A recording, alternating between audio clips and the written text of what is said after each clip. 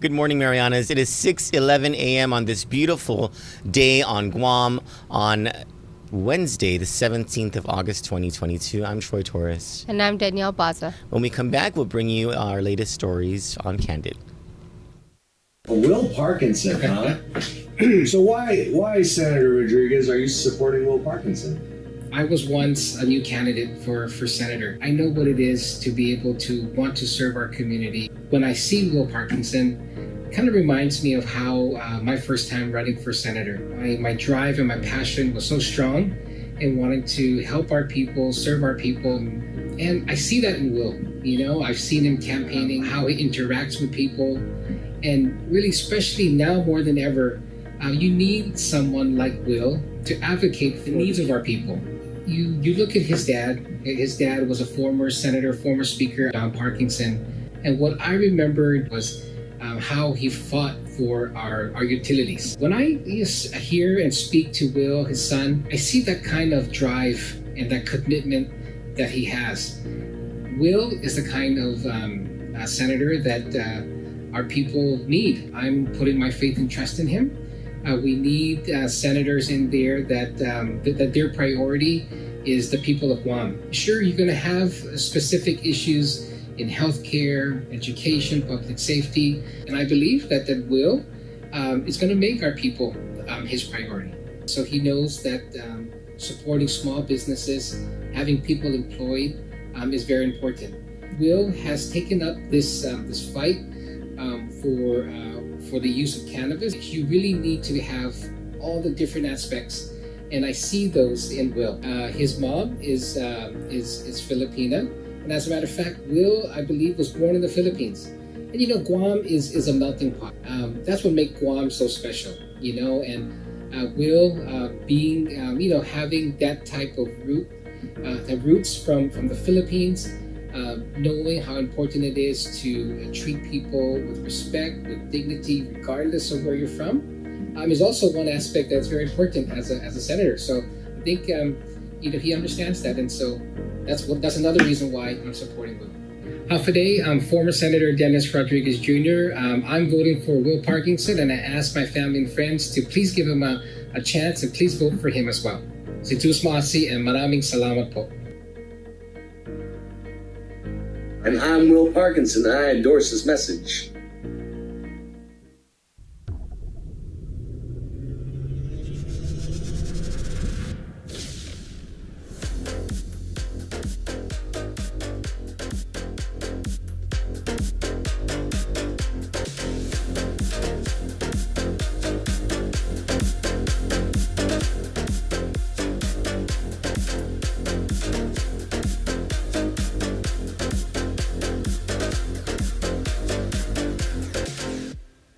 I just want to say from the heart, we supported our primo for the longest time. And the reality is, we're supporting the team that we feel is the right for governor and lieutenant governor today. If you want somebody that you could talk to, if you want somebody that can listen, feel your pain and your challenges, this is the right team. This is genuine. And they've been doing a damn good job for the last 4 years. We all know that one of the pillars of the Democratic Party has always been the Uggan family. We're the party of the working people. We're the ones that are pulling people out of poverty. We're the ones that can be relied upon. We're the ones that will help the people. Please vote for Governor Lou Yarborough and myself. Please deliver a win for us in the primary. Viva Familia Uggan! This is Governor Lou Leon Guerrero, and I approve this message.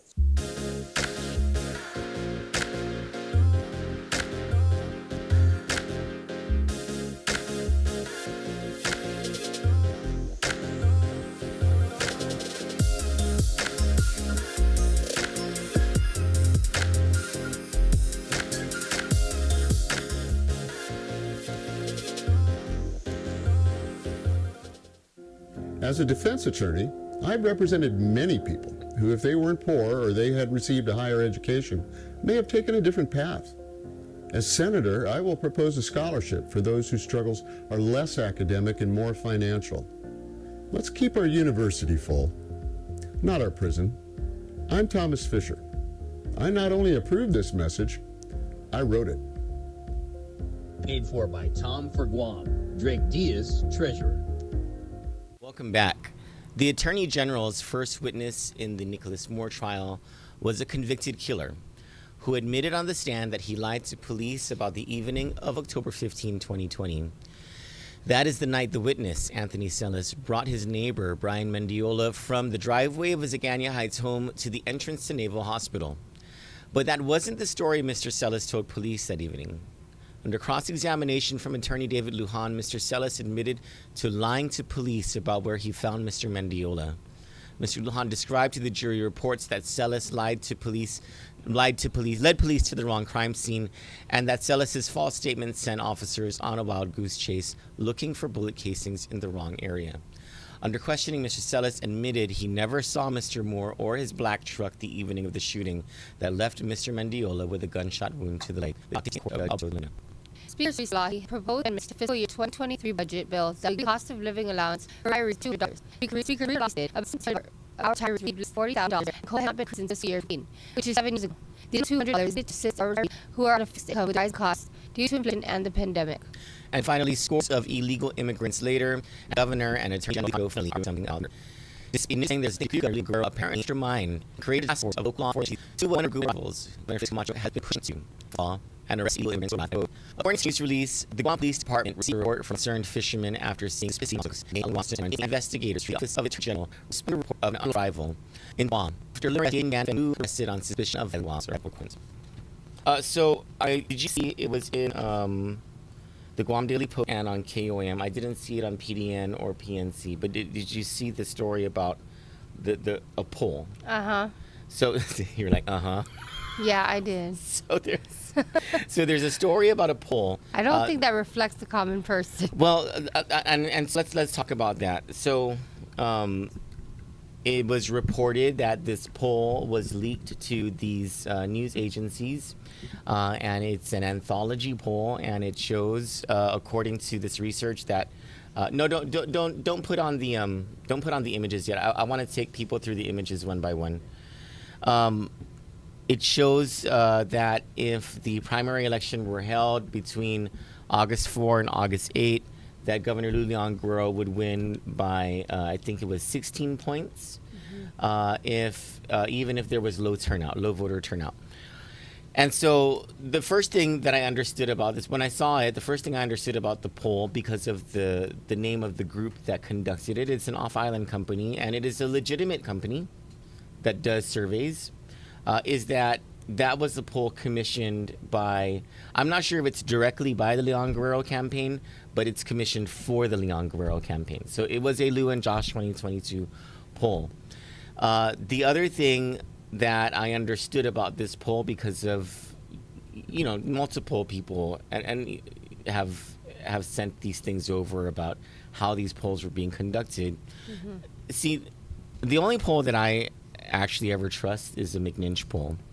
And as I understand it, University of Guam students return to classes today, and so I think you're going to see over the next week a McNinch poll come out, which would probably be a more accurate reflection of what the public voter sentiment will be at the primary election. And of course, even with that, things could always change. These last 2 weeks are the most important in any election, right? It's always the last 2 weeks. But the reason I wanted to bring this up, one, because I don't think those stories revealed the source of those polls, that this was not a poll, an independently commissioned poll, but also how this poll was done. So can you bring up image number 1? No, that's image number 3. Image number 1 is the one that has the question about, it talks about Lulian Guerrero's positive attributes. There.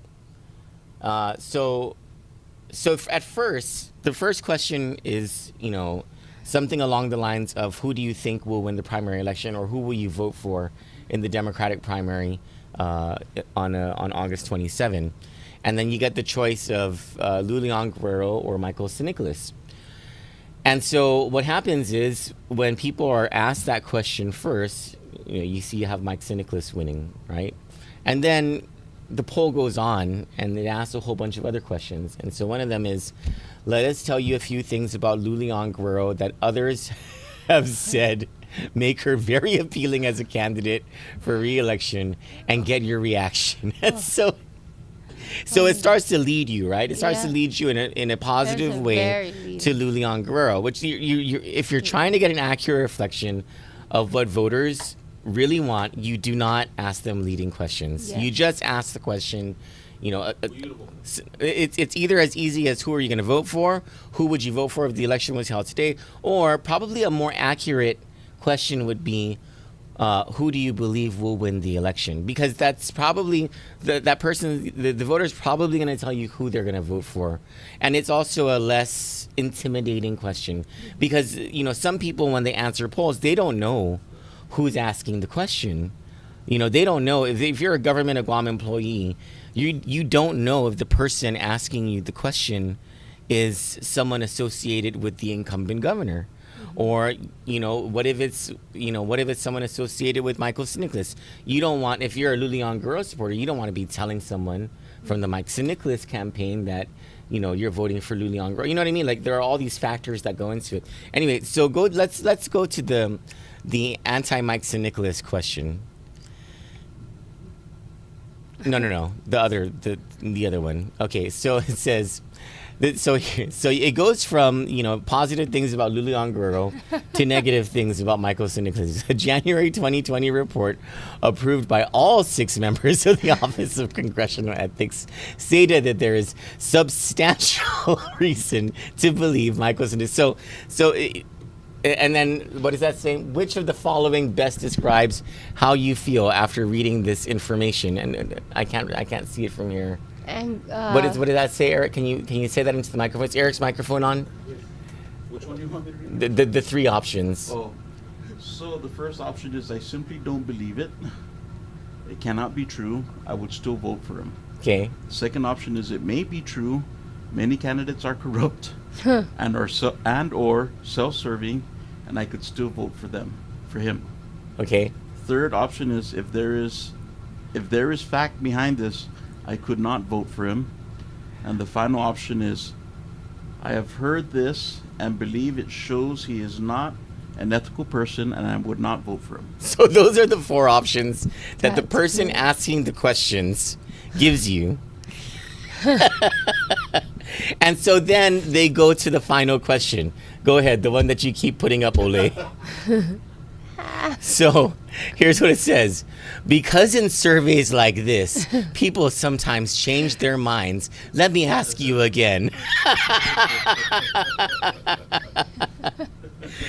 So this is, I don't know. I'm not sure if the Post and KOAM had this information before they posted that story. If they had this information, then it was pretty irresponsible of them to post that. It was kind of like, remember back in it was 2002 or I think it was 2006 actually. In 2006, the PDN commissioned a poll, and it was very similar. Now I don't know if it was as leading as this one, but they asked leading questions in this poll, and it was the Underwood versus Camacho poll. And the night before, was it the night before or two nights before the general election of 2006, PDN came out with a front page story that said, in no uncertain terms, that there was no way Felix Camacho would win re-election, and that Robert Underwood was 32 points ahead in the polls, in the poll that they had commissioned. I think it was the Merrill Group, if I'm not mistaken. I think it was the J. Merrill Group, but which is, they conduct surveys, legitimate company and everything, but it doesn't matter if the questions that you're asking, if the questions that you're giving to the legitimate company are not legitimate questions, in order to get an actual good read on what the public sentiment is. And so, as history would have it, that poll was dead wrong. Felix Camacho won re-election. Robert Underwood, there was a lot of crying at the Underwood camp that night. A lot. I think I was at that camp. Was there a lot of crying? They even had balloons, right? That they couldn't drop. This was at the House of Chinfi, the old House of Chinfi, right? And what did they do with the balloons? Were people just popping it, like, because they never got it? They never were able to drop it. It was morning instead. We watched the doves and the balloons. But tell me you're for Leon Guerrero without telling me you're for Leon Guerrero. So, is that Paul right there? So, hey, people are gonna believe what people want to believe, right? Yeah. I mean, But if they believe this, That's dumb. You're pointing to us. If you believe that poll, I think they call it a push poll. I think that's the kind of thing it is. There's no way you can get an accurate reflection of the public sentiment by asking questions like that. That's a ruined poll. So we'll wait. So the point of talking about this was I'm going to call Dr. McNinch. I'm going to ask him if he's conducting a poll. And I don't know if he does conduct a poll, if he'll release it publicly. He normally does, and we hope to bring those poll results to you because those are pretty trustworthy in my experience. Mm-hmm. Over all these years of being involved in gubernatorial campaigns, I can tell you that the only poll that I've ever trusted is a McNinch poll. Has he ever been wrong? He's never been wrong. Yeah. He's been within the margin of error. Yeah. So I think in the last primary election, he did call it as a toss-up between Lulian Guerrero and Frank Uggan. Did you say margarine? I said margarine? No, I like butter, actually. Oh, margin. The margin of error, yeah. I may have said margarine of error because I'm kind of chawed that way. So, so in the 2018 election, I think McNinch called it as a toss-up between Uggan and Leon Guerrero and said that Gutierrez was the dark horse. Right? Because you can just never know with the kind of his ability to just move voters to a certain place, right? And so, but he essentially called that election. Even in the 2010 and 2014 Calvo elections, the Calvo campaign, we used a company. It was a Hawaiian company that we used to conduct polls, and our polling in 2010 it was wrong. It was just wrong. It showed us very far ahead. As it turned out, that was a squeaker of an election. In 2014, the poll results showed us like super far ahead, and I didn't believe it. I was like, there's just no way. And McNinch's polling, I remember, was also showed us super far ahead. And McNinch even came out and said, there must be something wrong with my poll. There's just no way that there's something wrong. There must be something I did wrong with the methodology or something like that. He admitted that publicly. And then on election night, both polls were proved to be true. And McNinch was like, wow. I was also at that camp. Yeah. Not the Cabo camp. I was at the Gutierrez camp. Oh, the Gutierrez camp. Yeah. Well, all right. You can get his poll and those poll results. Well, and you more. cannot. You're not going to get those poll results on Kandit. We're not going to publish a poll like that. No, a McNinch poll. Yeah, we would, but not. That's what I meant. Not this anthology one. No. I think McNinch. Pretty irresponsible. If they knew that those were the types of questions that were asked. Where's this anthology? It was a pretty irresponsible. I think Hawaii. Hawaii? Yeah, and you'll see they've been sponsoring ads on Facebook that target the Guam audience. I've never clicked on it because I didn't know if it was gonna be. I would never care to participate in a poll like that because my vote would skew it. Like I'm just not an average voter, right? Maybe just for S's and giggles. S's and giggles. Maybe we should do one on the website. Yeah, but it won't be accurate. But let's see. Like those polls that you see, like the PDM polls, the post polls, where you go to their website. Oh, that's right. Those are not scientifically accurate. Yeah. That's just the parties having fun. Yeah. Like when you see that. I remember one time, I think it was 2014. The question, who are you going to vote for governor between Gutierrez and Calvo, and no one batted an eye. that Eddie Calvo had 500 some thousand votes and Carl Gutierrez had like 300 some thousand. No one stopped to consider. Everyone was like, did you see Calvo won that poll? And I was like, you mean the one where 500,000 people voted for him on our island of 160,000 with only 50,000 registered voters? That poll? All right. She voted at least 5 times. I mean, if that's what Even you the want to kids. believe. Okay. Again, this coming Saturday is our second week of Kababayan Kasali Kayo, our Filipino talk show with the newest member of our family, Sally Aquino. Now we ask that you join us in turning our attention to Ray Gibson's to the Ray Gibson Show on 93.3 FM. The Point, the only talk show of consequence in the morning here in Guam. It runs from 6 a.m. to 10 a.m. from Monday to Friday. And then the most educational talk you're going to hear is from 4 p.m. to 6 p.m. Monday to Friday. That is Tall Tales with Bob Klitsky and Jose Martinez. Now we ask that you join us in turning our attention now. Turning your radio dial to 93.3 FM or on Facebook, a Facebook Live at The Point Guam, or on YouTube Live on The Ray Gibson Show. For Kandit News, I'm Troy Torres. And I'm Danielle Baza. Good morning, Marianas.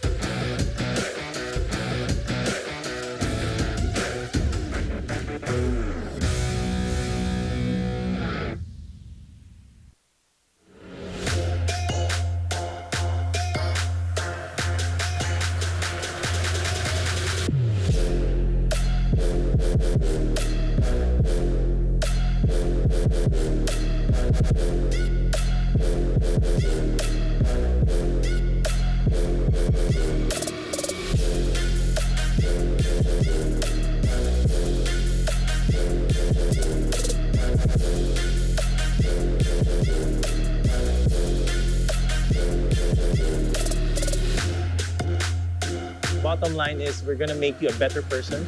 You're going to be healthier and fitter than you were before.